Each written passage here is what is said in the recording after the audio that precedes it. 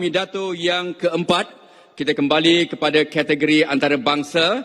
Pemidato yang berasal dari Amerika Syarikat, belajar bahasa Melayu dari Universitas Gajah Mada, Yogyakarta, Indonesia.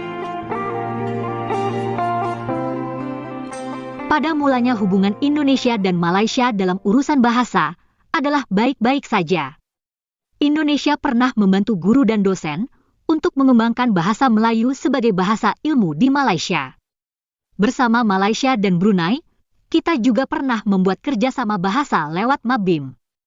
Pemerintah dan rakyat Indonesia beritikat baik.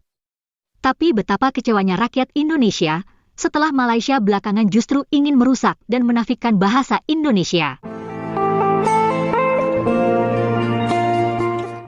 Setelah berbagai kerjasama dan bantuan itu, Malaysia gembar-gembor bahwa bahasa Indonesia tidak ada, yang ada adalah bahasa Melayu. Itulah yang bikin orang Indonesia sungguh kecewa, bahkan marah. Tak cuma kerjasama bahasa, Malaysia juga seenaknya mengundang mahasiswa asing yang belajar bahasa Indonesia. Mahasiswa asing itu diajari sedikit kosakata Melayu, lalu diminta berpidato bahasa Melayu.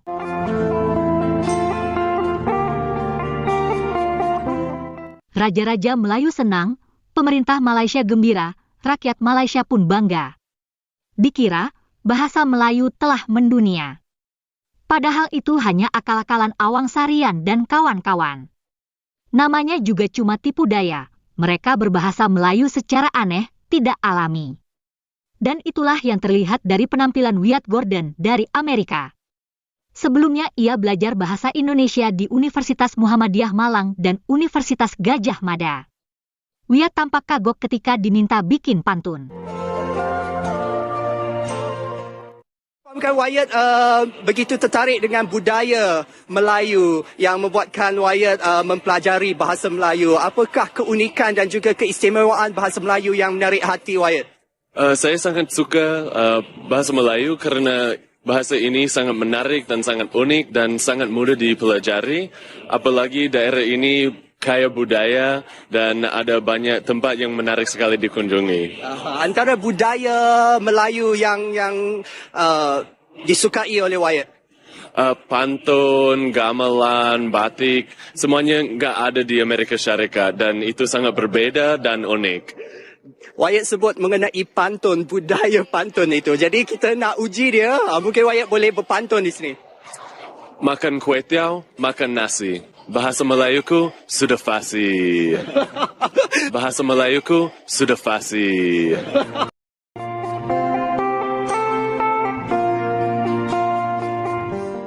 Wyatt Gordon tampaknya kini menjadi penulis. Ia banyak membahas masalah transportasi kota.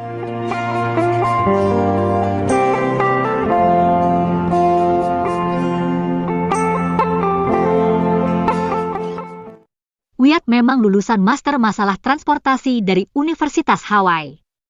Sebelumnya ia juga belajar di American University di Washington. Nah, pada tahun 2012, Wyatt pernah mendapat beasiswa untuk belajar di Universitas Muhammadiyah Malang.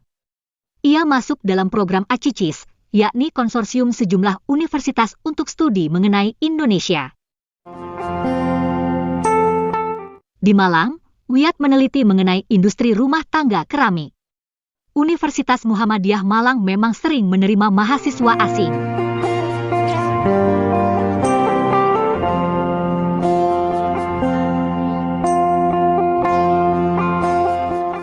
Aktivitas Wyatt pun terekam dalam catatan CLS, yakni program beasiswa bidang bahasa asing yang dibiayai oleh pemerintah Amerika.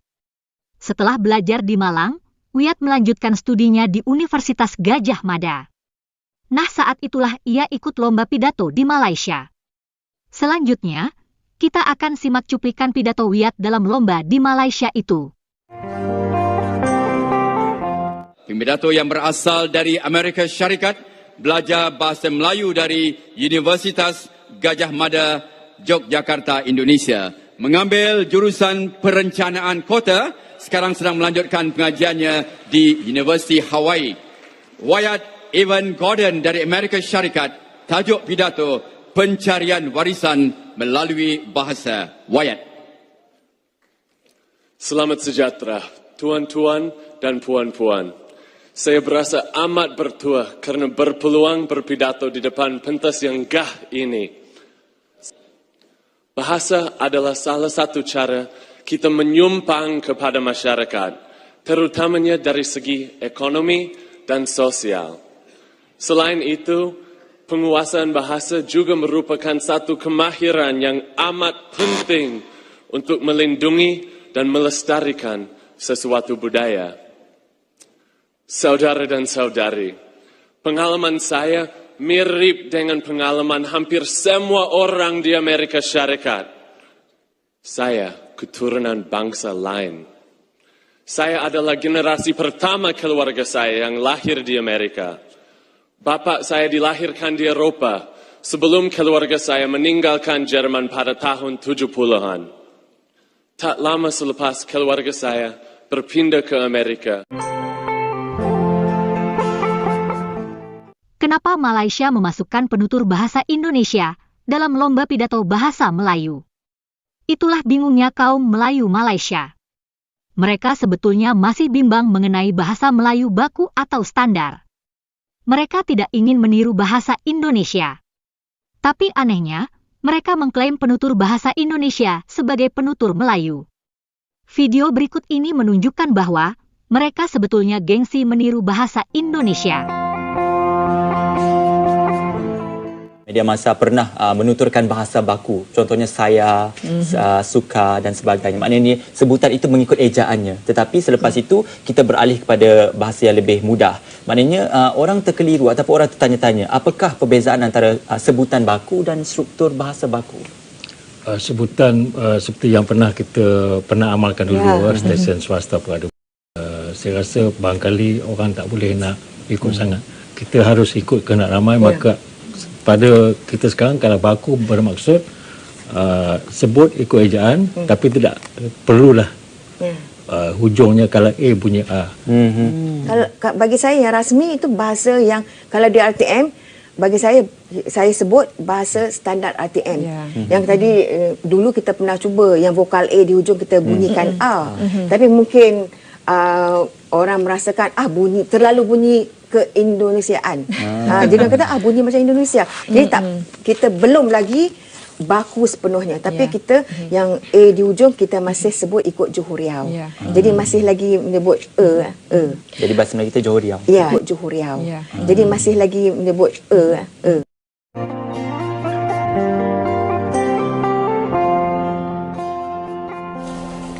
Terima kasih ya teman-teman sudah menonton video. Semoga bermanfaat dan sampai jumpa lagi.